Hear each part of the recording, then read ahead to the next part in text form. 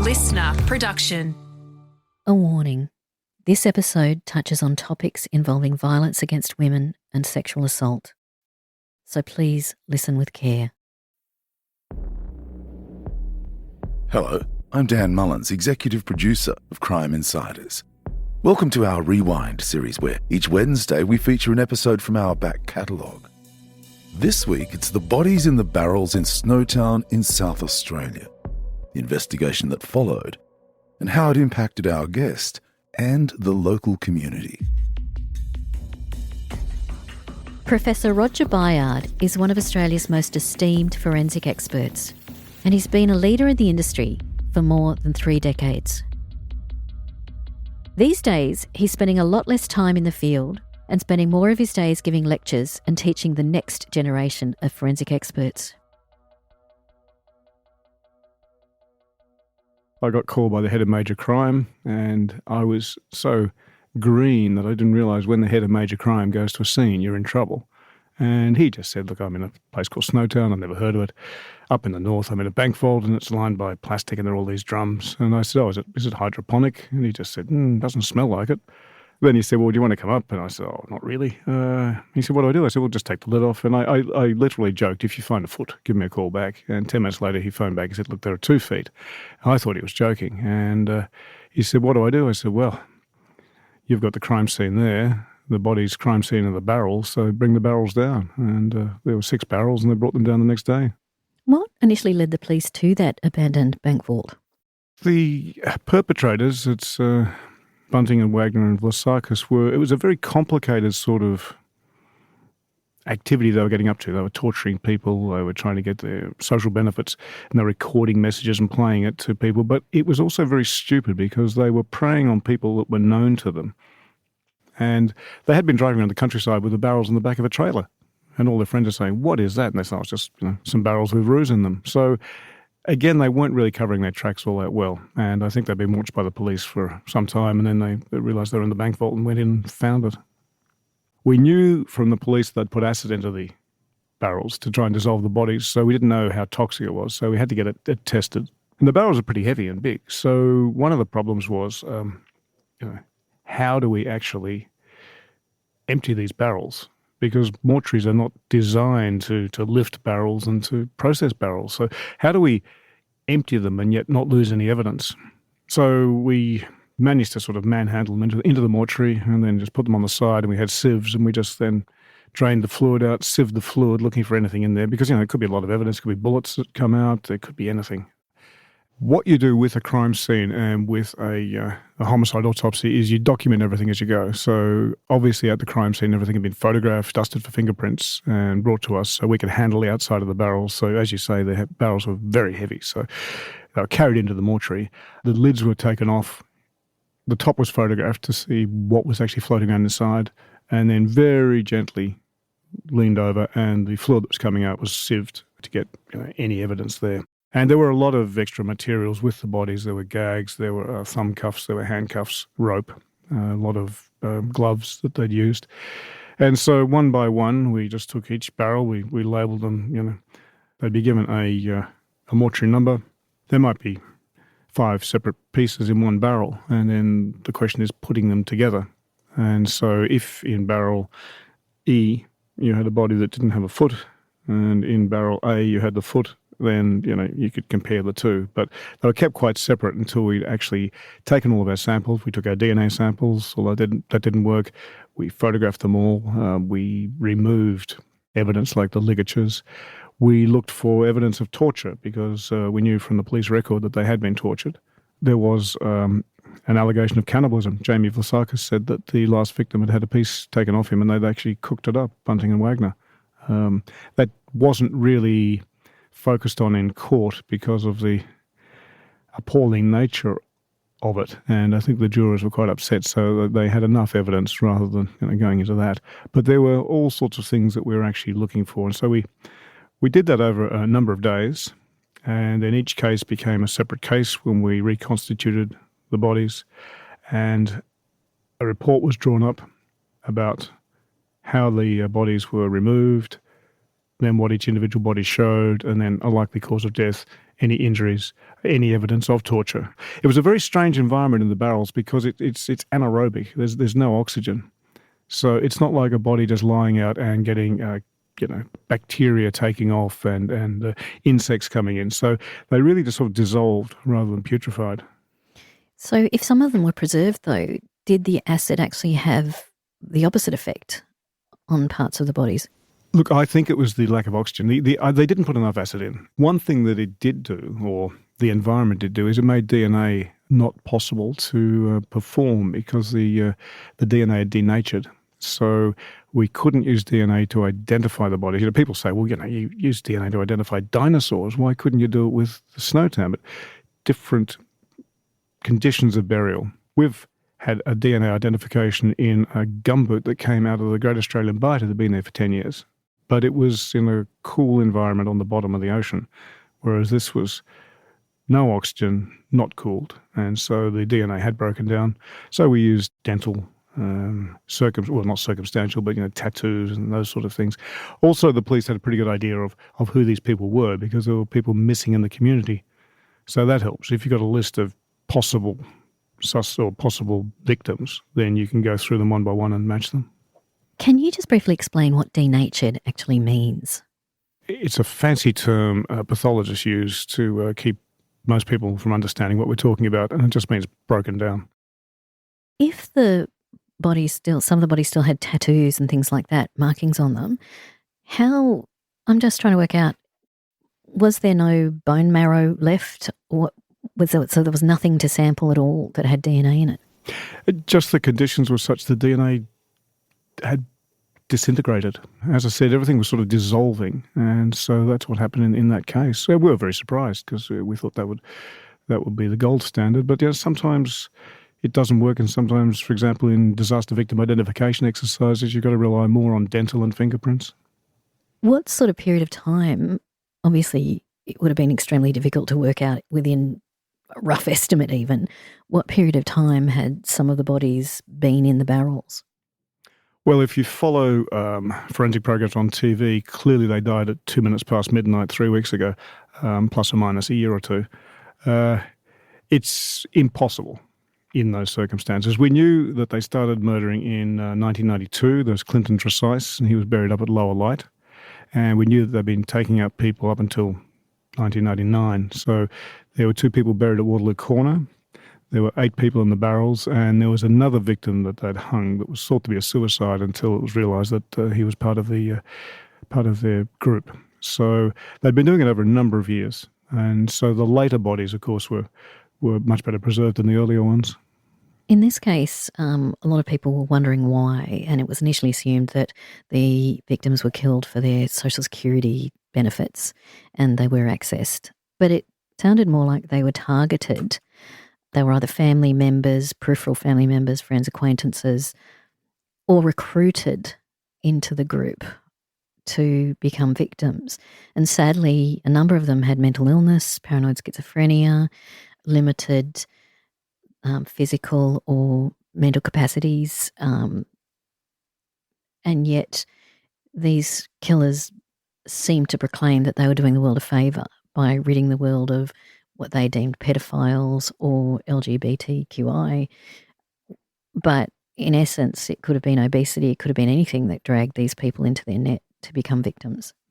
I think Bunting and Wagner were sociopaths.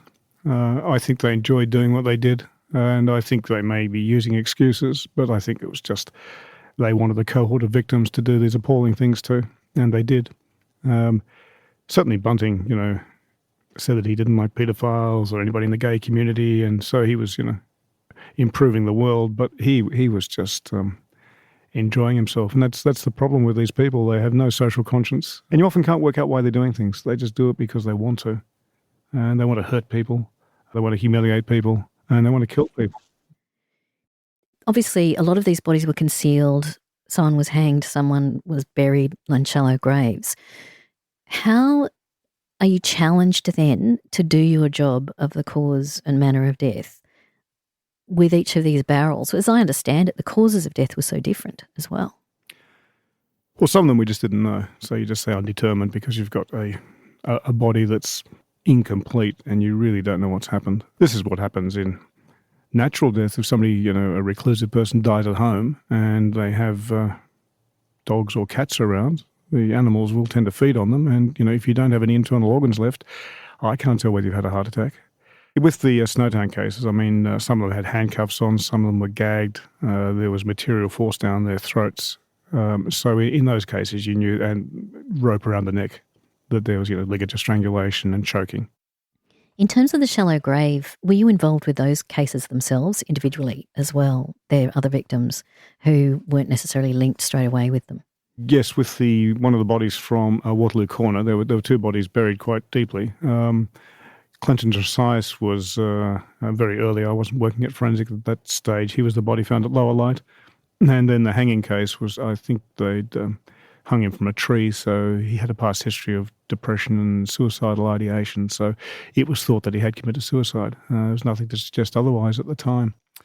So we all were involved in the cases and discussing them and dealing with them. It's one of the few times I've actually had nightmares after cases, but I did for a few days after Snowtown. What was it in particular that was really triggering for you? I just think the horror. I dreamt I came back alive. It's funny, you never know what cases are going to upset you. Even the ones that you think you're fine with, you won't be, and others you think you should be really concerned about, and you manage to handle it. So it's an odd process. I don't think anybody's really studied post-traumatic stress and that sort of process in forensic pathologists. That's a really interesting point, because for years and years doctors were refusing, we're fine, this is our job and we don't need debriefing.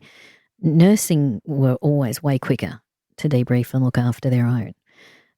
Doctors have always been very slow, and there's that sort of stoic and first responders as well. We think of them automatically being the most traumatised. But I've always been concerned about forensic pathologists, and I remember a crime scene police officer said to me, "You've got a cup and it fills up and one day it's just completely full." That's an interesting way of looking at it. I had a case involving a young Punjabi woman, Jasmine Kaur, who was buried alive, and at autopsy, when I found it, one of the crime scene officers came up and said, "I've been doing this for 30 years. That's it." And I could identify with that. It was a horrific case. But the thing, what do we do? I went to a counsellor after that case and essentially didn't get much out of it. At the end of it, I said, "So how do I stop thinking about her?" And her response was, "Oh, it's really difficult." Well, tell me something I don't know. But what we do is we talk to our colleagues. And I think forensic pathologists, like being in the trenches in World War I, the only people who know what it's really like are your mates. And so you talk to them about it, and at least you know that somebody understands what you're going through. Coming up, how do pathologists deal with the trauma of seeing the worst of humanity in the crimes they're assessing?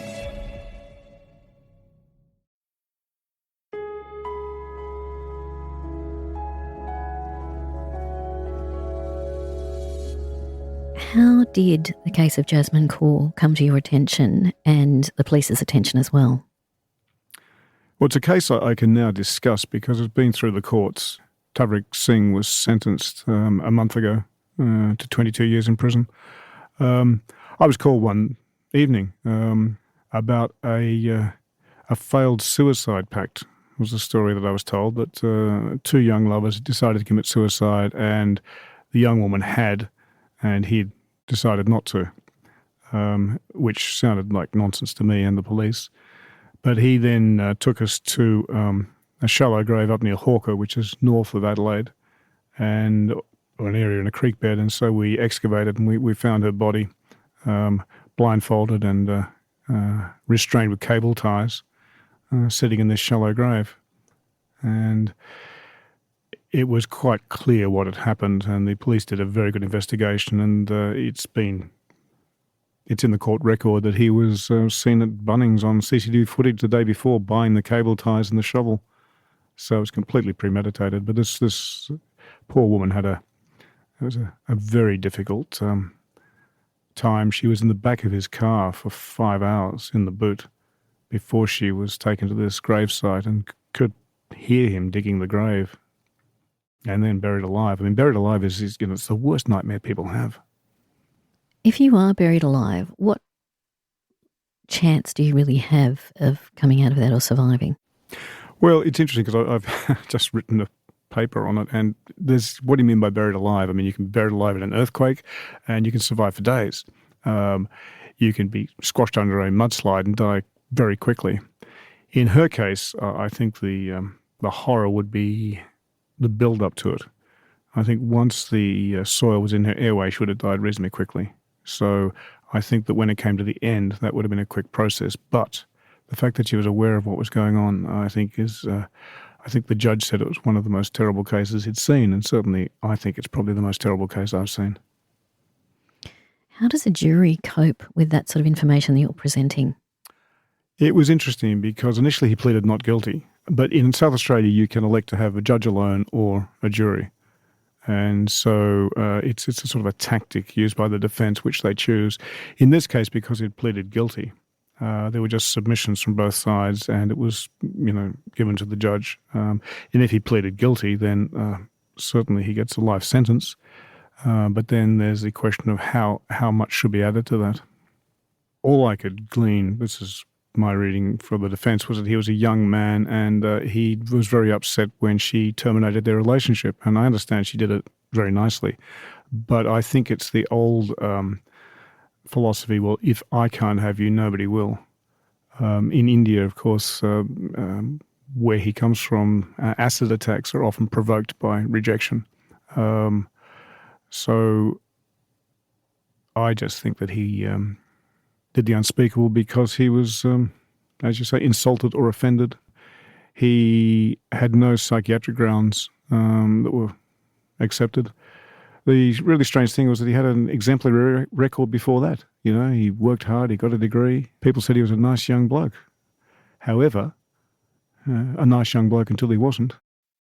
We've had a few pathologists here, and particularly later in their careers, they are obviously quite traumatised in retrospect, and it's almost like an accumulation of horror over the years and the worst of people's behaviour and attitudes. They've seen the worst of humankind.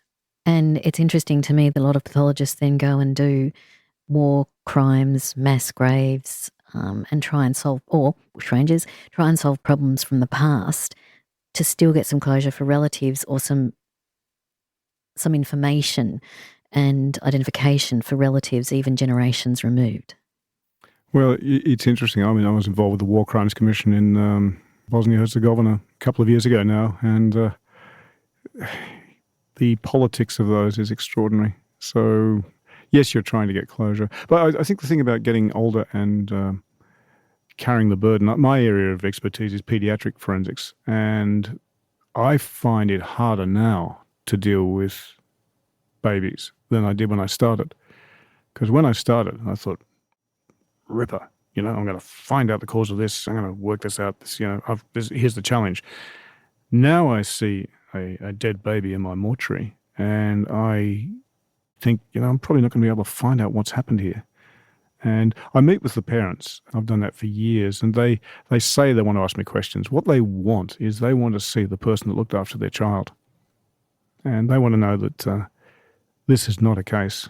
This is your dead child, and we looked after him or her really well. Because they've got that gap between when they last saw the baby and the baby was taken away and when they see the baby at the funeral home. And I think, nothing you can say can help, but I think they get some comfort out of knowing that, even to the mortuary people, this is a tragedy. I think it's one of those things, you can't do it well, but you can certainly do it a lot worse and cause more trauma than necessary. No one ever going to say, thank you for doing a great job telling me about that, about my dead child. Nobody. But you can actually re-traumatise them if you do it poorly. Oh, absolutely. Like referring to the baby as it. Where is it? Rather than him or her, or, by their name. Their name. Yeah. Just things like that. I've heard some, because I've been involved with SIDS and kids for 100 years, and I talked to the families there, and there are some real horror stories. And it's interesting, I've had a couple of friends who've had SIDS deaths, and they said that they just wanted to fall on their knees and say to the police, I did it, I've killed my baby. And of course, to certain police officers, that's an admission of guilt. Whereas to somebody who knows what's going on, of course they feel they've killed the baby because they're looking after the baby and the baby's died. And I had a woman phone me a couple of years ago. I autopsied her daughter 25 years ago. And and I'd spoken to her at the time. She phoned me back. She just wanted, did I remember her daughter? Yes, I did. And she just wanted to talk about the case again.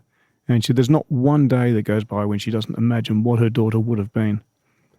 There's that incredible quote in Euripides, what greater pain can mortals bear than this, to see their children die before their eyes? And I think it's important for pathologists to actually engage with the community. I qualified in general practice before I did pathology. So I did 5 years of clinical. So I enjoyed talking to people, but I think it's important that we don't lock ourselves away in a mortuary behind a microscope. We have to see the impact of what we're doing. In terms of SIDS, there's been an awful lot of information that's come to light in the last 10, 20 years in science. And how do you feel that's changed in terms of diagnosing sudden deaths and versus criminal involvement in a child's death? I think it's been an interesting journey. I think there are about 8,000 babies in Australia alive today who wouldn't have been if it hadn't been for SIDS and Kids, which is, purely a parent organisation, no government funding. They went out there and they pushed the risk factors. Not on my tum, mum. Yeah. That's exactly right. They did an amazing job. But I think we're understanding SIDS a lot more, the mechanism of it. I did a study with colleagues in Harvard, and we looked at the back of the brain in SIDS babies. And they've been looking at a chemical called serotonin. We were looking at substance P. And we found that substance P was significantly lower in babies who died of SIDS in 5 areas of the back of the brain. 2 of them related to response to low oxygen levels, 3 that controlled head and neck movement. And so when we cracked this, my colleague and I looked at each other and we said, oh my God, for 30 years we've been saying, why don't they just lift their heads up if they're getting sort of short of oxygen? The reason is they can't, because their motor areas are defective. So that was something we did about 5 years ago. So we're understanding more and more. Do you think that's a defective in genetically, or is that just a delayed sort of production of the chemicals? Yeah, that's a good question. We think it might be genetic, and we're looking at genetic markers now. So that's very exciting, because if that's the case, then can we find a gene that increases your risk of SIDS? We won't be able to treat it or stop it, but we'll be able to keep an eye on those children and make sure that all the risk factors are adhered to. So, no, I think we know that what SIDS is now. It's not a disease with a cause. It's a vulnerable period of time, 2 to 4 months, when you're changing all of your maturation of your nerve pathways. It's those external risk factors, sleeping face down, and it's the baby, him or herself, with substance P deficiency, serotonin disorders, that sort of thing. So we understand, but it's still occurring. The SIDS campaign has reduced the number of deaths significantly. Is there anything, obviously we still do have SIDS deaths. What can parents of newborns and 2 to 4 months especially do to minimise the chances of losing their children? Well, there are the risk factors, and it's interesting. I've talked about them so often, I think, well, what's the point? Everybody knows about them. But still, the majority of our families who have a SIDS death haven't adhered to the risk factors. So sleeping face down, that's one of the things don't do. Susan Beale was a paediatrician in Adelaide, and she was the first to discover that. And she harassed the big SIDS studies around the world, who finally looked at it and found that she was right. So she did an incredible job. Cigarette smoke exposure, overheating, a lot of stuff in the cot. Keep stuff out of the cot, like extra blankets and bumpers toys. And things too. Bumpers are no good, because they'll sort of just push into the bumper and their nose will be up against them. The firm mattress is an important thing. Now, all of those things are important to do. Unfortunately, there are rare cases where you can do everything right and it will still happen. Every parent's worst nightmare. But really, if you go to the SIDS and Kids website, website, you'll see the risk factors, and they'll talk about safe sleeping environments, and that's what we're really addressing. I think it's interesting, Red Nose Day, I don't know many people who can, like my kids, wouldn't be able to tell you what it's about. They've all heard of Red Nose Day, but can't even tell you what it's about now. And I think we need to bear in mind too that some parents have been criminally charged with murder or neglect in cases that have later turned out to have been natural causes. And some of these people have been imprisoned and treated as the lowest of low. They've just lost their child, and then they're caught up in this hell of going to prison and being treated by the lowest of the lows by other prisoners. And it's so important to get it right. That's right. There was a case in England, Sally Clark. She was a lawyer who was put in prison for murdering her 2 children. I appeared for the Court of Criminal Appeal, and the pathological evidence to say that she murdered the children wasn't there, and one of them had staph sepsis. It was quashed and she was let out, but her life was ruined. And she died not long after that. Yes, she did. She did. Professor Roger Byard, thank you so much for joining us today and sharing what are incredibly personal and professional stories. Thank you. It's my pleasure.